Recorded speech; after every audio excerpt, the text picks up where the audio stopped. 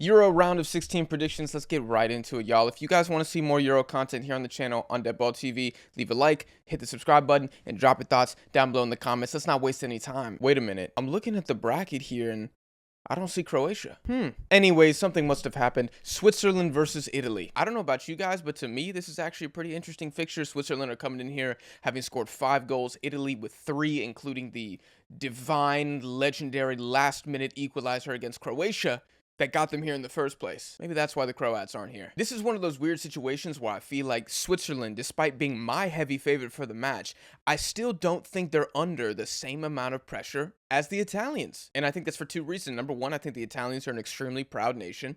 And number 2, they're the defending Euro champions. Yes, this team is worse than what we saw at Euro 2020. Nobody cares. Most of the people who watch and follow this tournament, not counting all the beautiful people watching, of course, are plastics. And the plastics just see Italy, defending champion, they should win. However, I do think Italy have some big problems heading into this matchup. Number 1, the fact that Calafiori is suspended due to yellow card accumulation. I think he's arguably Italy's best player so far. Maybe Chiesa and Donnarumma, top 3. Without him, I can't see them keeping a clean sheet in this game. I'm pretty sure Di Marco's also out, and the strikers, both of them for Italy this tournament, haven't really offered anything, and they're going up against a beast mode center back pairing, Fabian Schär and Akanji for Switzerland, with Jan Sommer, the most underrated goalkeeper in international football, holding it down between the sticks. I hope Italians are not offended by this, but I do think this is going to be quite comfortable for Switzerland. I'm leaning like a 2-1, 2-0 for the Swiss. I think they get it done.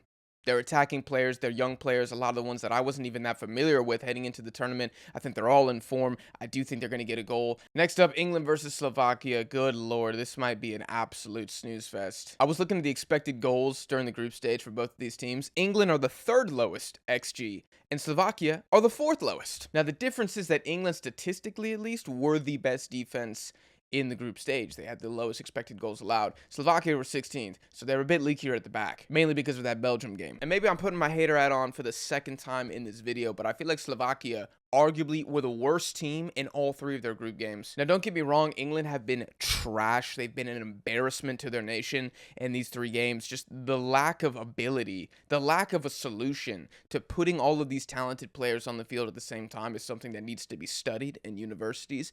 But regardless, they are still by far the better team in this matchup. I think very similar to the 1-0 win against Serbia, England's talent is just going to carry, and I got a similar scoreline here, man. I think England's going to win this one 1-0. Also, can y'all imagine if Slovakia knocks England out in this game? I mean, it's going to be one of the darkest days in English history, and those guys have been around for a while. They've been through some stuff. Next up, we have Spain versus Georgia. As a Spain fan myself, I'm honestly stunned that Spain was the only team to not concede a goal in the group stage, considering Del Normand, Cucurella, and Dani Carvajal are in the back line, with Unai Simon as the goalkeeper, for crying out loud. I think that might say more about Croatia, Italy, and Albania than it does about the Spain back line, but you got to put respect on these boys. Spain have been creating a ton of chances. They've been wasting a ton of chances as well, but it doesn't matter because the volume has been there. Meanwhile, Georgia defensively have allowed the most progressive passes and the most progressive carries of any team in the group stage. I just feel like this is a bad combination for the Georgians here. And let me be clear, it's a beautiful story. I think the win against Portugal is insane. If they can do that again against Spain, if they can get a goal in the first 5 minutes and then just use that filthy attack to just terrorize a pretty average Spain back line for the rest of the game, they got a good chance. But if that doesn't happen, I think Spain take this one comfortably. Out of respect for Georgia, I'm going to go Spain 3, Georgia 1, but I don't really know if this one is going to be a match, really. I think Nico Williams, Lamine Yamal are going to be too much for that Georgian back line. Next up, we have France versus Belgium, and this match is hilarious to me. Honestly, we have a team that hasn't scored a goal from open play, and a team that probably has the worst luck of any international team I've seen in my life. How many goals did Lukaku get chalked off to VAR? I mean, it was 3 or 4. And you gotta think that the vibras, the vibes in both of these locker rooms is pretty poor. I mean, they've been playing, albeit Belgium have been playing better football. They've just gotten really unlucky. But these guys never really seem like they like each other. And then France is just Deadwood FC out there. Both of these teams have been underperforming. Now we just gotta see who wants to step up first. Now, the irony is that these two teams, despite being very mid, could give us one of the best games, if not the best game in the round of 16. I don't think they will,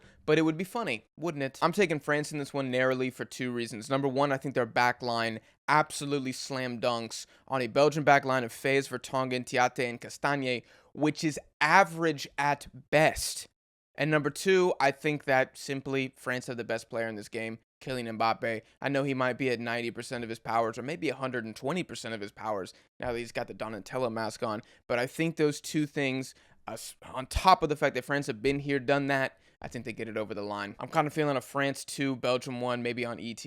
Next is Germany versus Denmark, and this might be my favorite match in the round of 16. Actually, no, that's Austria-Turkey, but Germany-Denmark is my number 2. Germany are coming into this game as the highest scoring team during the group stage. Thank you, Scotland. And then you have the Danes, who are just Danish. It's just a rock-solid team led by Kasper Hjulmand.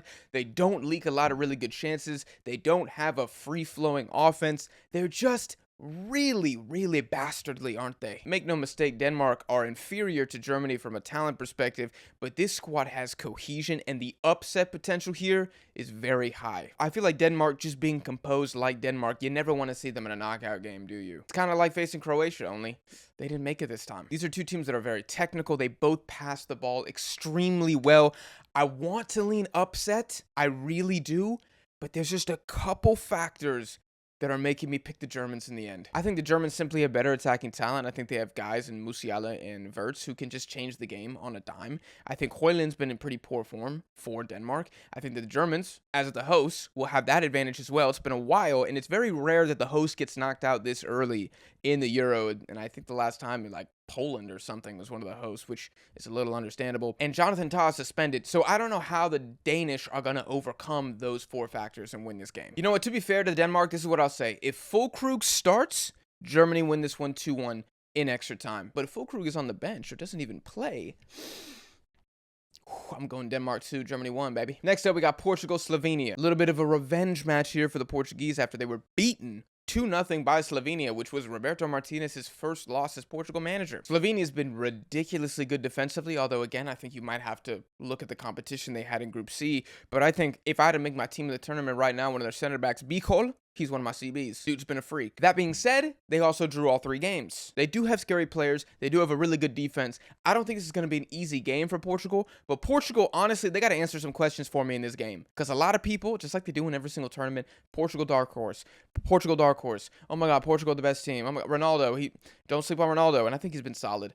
But if they lose this game to Slovenia, then it's another flop job. I'm not going to extrapolate too much on the loss to Georgia. I think they were through. They sat some of their best players, but they certainly didn't want to lose that game, and they did. And you look at this Portuguese side and you think high-flying offense. They only scored 3 goals of their own during the group stage in 3 games.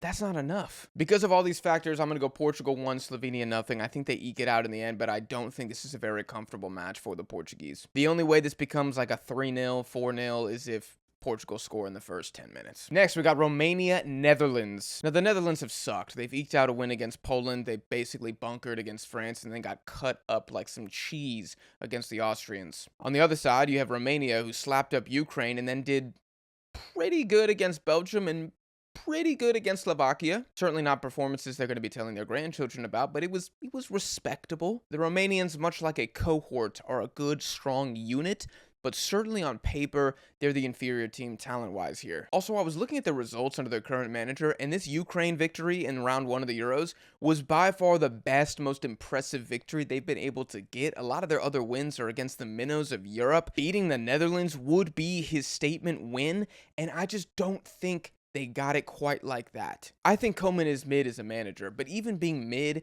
with this Netherlands squad, I don't know if it's enough to lose to Romania. Now, I don't think the Dutch are going to blow these guys out, and if the Dutch lose, sack Koeman immediately. Because of everything I said, I do have the Dutch winning this one. I don't really know what a scoreline. I've been really thinking about this. I think it's going to be a 1-0 for the Dutch or like a 3-2 for the Dutch, you know, one of the bigger shootouts in this group stage. It all depends on how Romania want to play and if the Dutch can be clinical. Could Romania pull the upset? Yeah, they definitely could. I think it's probably top 3 upset potential in the round of 16. And lastly, we have Austria-Turkey, the match in the round of 16 that I am personally most excited about. This could be the game of the tournament. Now that I've said that, it's going to suck, but it could be the game of the tournament. Now, when you talk about Turkey, you have to pick a side. Are they a team that is genuinely good enough to get 6 points in a Euro group stage? Or did they benefit greatly and get lucky because Czech Republic had to play the entire game down a man? And let me remind you, despite being down a man, it's not like the Czechs got ran over either. Me personally, maybe I'm a hater, I'm going with the latter. Turkey, congratulations for making the round of 16. I don't think it's guaranteed that they lose this game,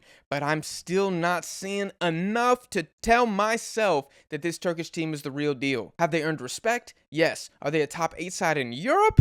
Oh, I'm not ready to say that. Austria also disrespectfully backhanded Turkey 6-0 in a friendly. I think it was just 6 months ago. I don't think that's going to happen again, but I do think the Austrians win. The biggest advantage for Turkey in this game is that they're going to have the crowd, but I think Austria has the players, I think Austria has the play style, and I think Rangnick, the manager, is also another benefit, another pro advantage for the Austrians. Neither of these teams is really good defensively, especially Turkey, but both of them have a very high-octane offense. That's why I think this one is just going to be a shootout. If this game is a 0-0 and it goes to pens, like, I don't know what I'm going to tell myself. And I think that would be one of the biggest L's the Euro could take if this game is not a shootout. In the end, I'm going to go Austria 3, Turkey 2. And that is my final prediction. You guys let me know what you think in the comments. If you enjoyed this video, drop it a like. If you want to see more Euro content, let me know in the comments and hit that subscribe button. If you want to follow us on social media, the links are in the description of this video. Let's see how I do. I appreciate y'all watching, and I'll see you guys in the next one.